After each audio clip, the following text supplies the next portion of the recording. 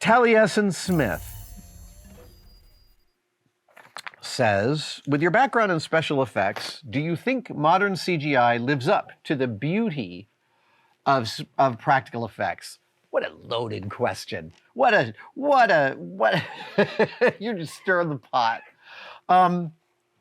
So the first thing I wrote here was nope. And then I wrote down Blade Runner 2001. No digital effects in any of those. Almost very few composite shots in either of those films either. But it's not about the tech. It's not about the tech. One of the most primary reasons that CGI effects don't look good is because the artists that are making them are not given enough time or direction to make them good. That is the most primary reason for bad CG. It is a producer saying, that's good enough, we don't need to render it any higher, put it in the film, everyone work on the next thing. Producers do that all the time. They're supposed, that's one of their jobs, save money, figuring out how to save money, how to make this damn movie with all the money they've got. I don't necessarily have to agree with producers' decisions to understand where they come from.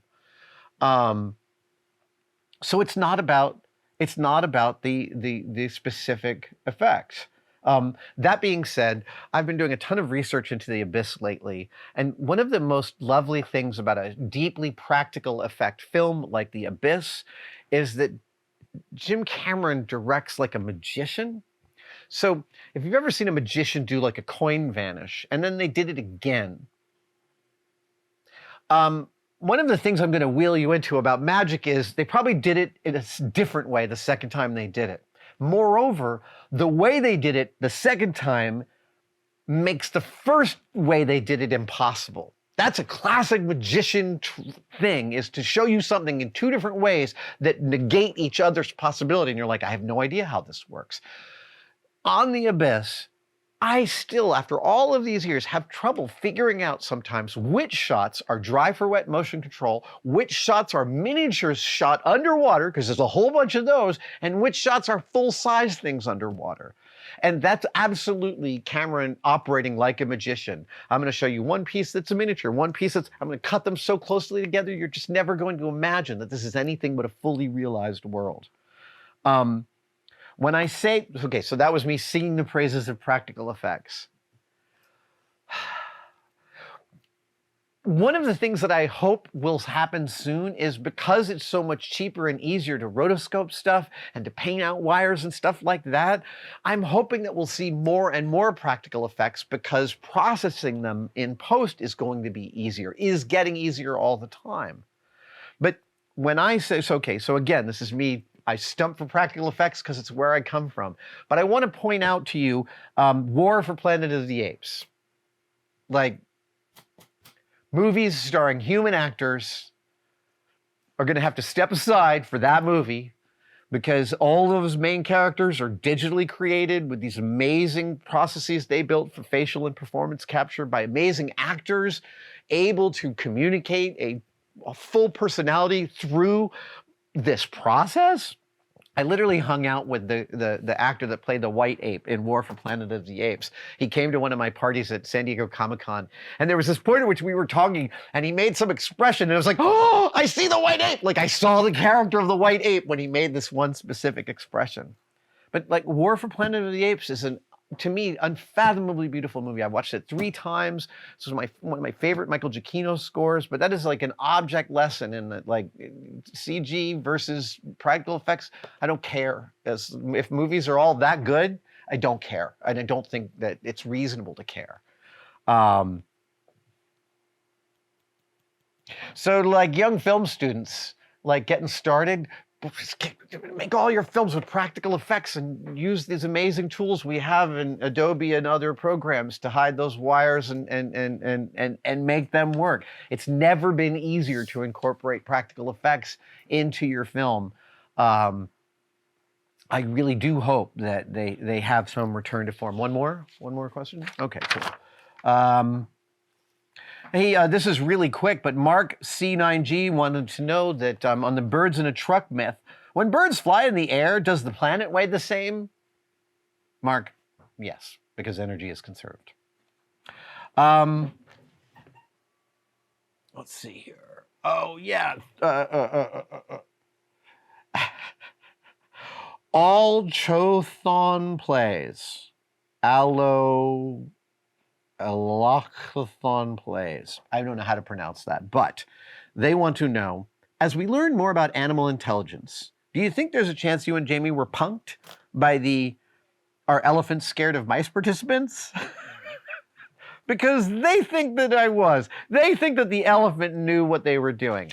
Okay, so to wheel you into this, the second time Jamie and I did a big episode for Shark Week on the Discovery Channel, we flew down to False Bay, South Africa, which is where the great white sharks leap entirely out of the water to kill the large seal population that lives in False Bay. And we spent 10 days on the water in False Bay filming those great white sharks, seeing whales popping up everywhere, watching seals. I mean, at one point I put a seal lure into the water and a giant great white just grabbed it and went down, and my reel was going out and they're like, "Let go." And I'm like, "No, I have a great white shark on the line. I'm gonna hold on to it."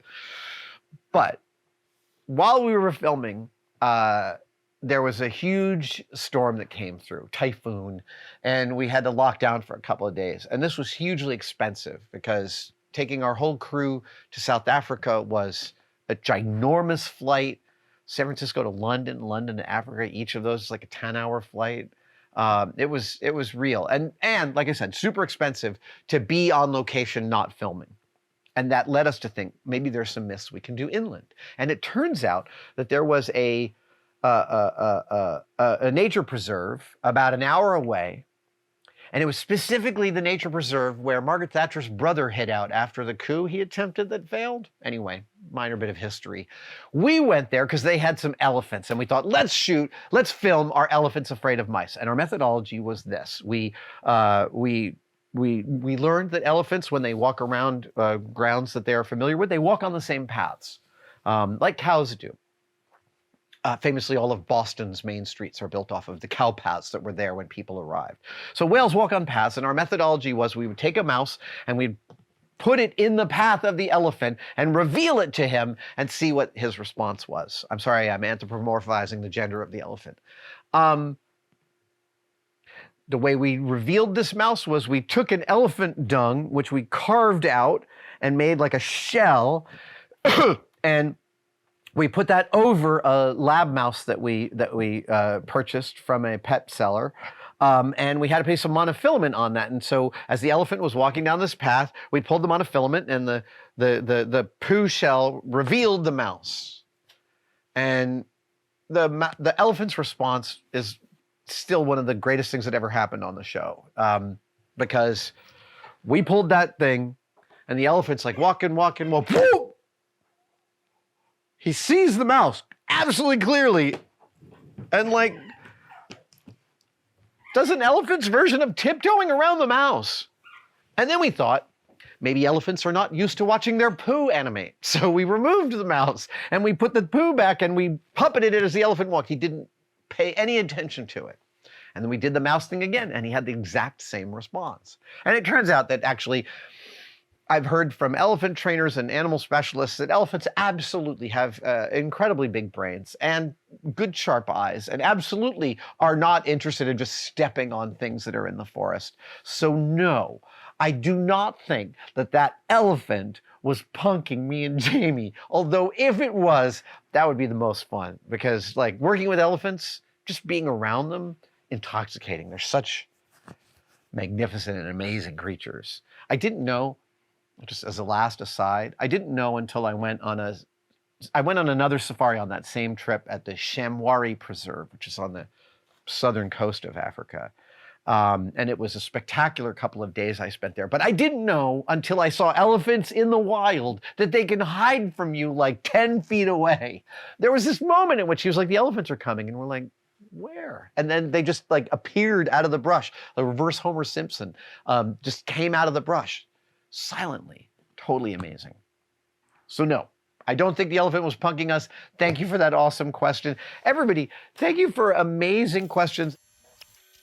Thank you for watching. I wanted to talk to you about tested membership. The tested members are a key community that we find really, really remarkable. That's very separate from tested and from YouTube. The tested members, they buy each other memberships during our live streams. So if you're wondering whether to become a member, watch one of our live streams and someone may just give you one.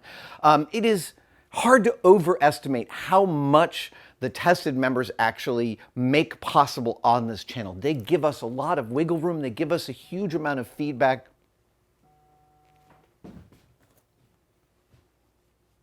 That's a member right now. Thank you so much for enjoying your membership. Description for everything you need to know. And for all the members out there, thank you, thank you, thank you.